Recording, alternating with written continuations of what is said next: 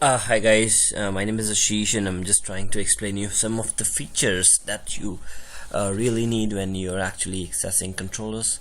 Um, it's all like how you're gonna access the WLC. So there are a couple of questions being involved initially, like how we're gonna enable the HTTP and HTTPS mode, and how we can enable the CLI mode like Telnet or SSH mode.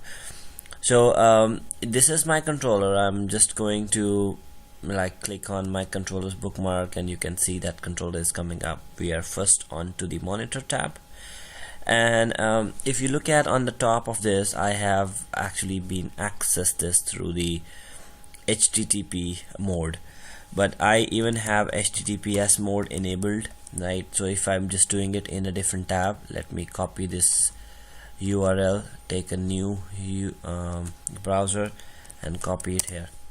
So now if you look at it, that it's coming out in a secured mode, and I need to go advanced and then proceed it. So now it is coming up. It's gonna be taking a little bit of time. Okay, it's asking for the credentials. I'm just going to put the credentials here.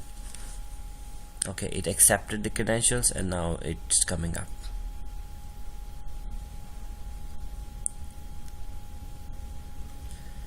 Okay, so now it's coming up in HTTPS mode. So a few people have questions on how we can enable it. So this is very simple. In the controller, you don't need to worry about like how you can do that, just like in Cisco routers. You always need to go to the management, right? And under the management, under the management, you can go to HTTP and HTTPS, right? And there we go. You have access, like you have alternate access, HTTP access and HTTPS access. So in the production environment, in the live environment, I would not recommend you to use HTTP because this is very less secured. So you should always disable this, right? And once you do that, you should click apply. So if you're doing it apply, it means the settings would be applied. It's applied. Now the HTTPS mode is enabled and HTTP access is disabled. So now if I go back onto the existing URL which was opened through the HTTP mode, let's go ahead and refresh this, because this would never been opened now. Okay, I clicked refresh, it is not coming up. If I go ahead and take the same URL and try to put that into a new browser or to the new tab and try to open, it would not come up because I have disabled this.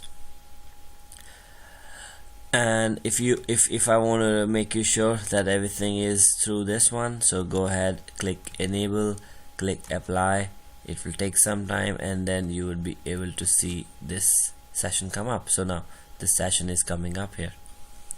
So this is the way you can always enable your HTTP and HTTPS session. For my lab environment, I have enabled both the sessions, like HTTP and HTTPS, but I would recommend you not to make changes in your live environment from HTTPS to HTTP.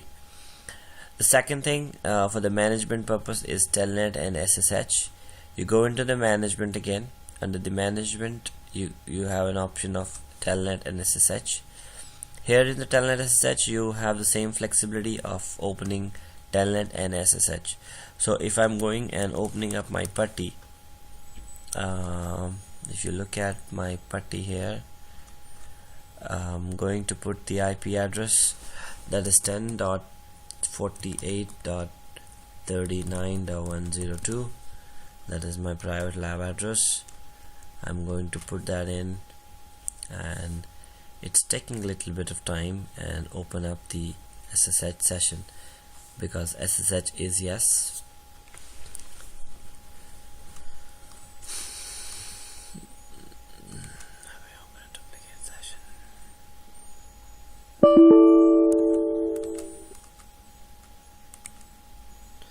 Okay, if you look at here, then I put my username here and my password, and I'm into that. if I shows this info, I will be able to see that this is a Cisco controller running this software version. This is a 5508. I know that. Show inventory. You can look at it.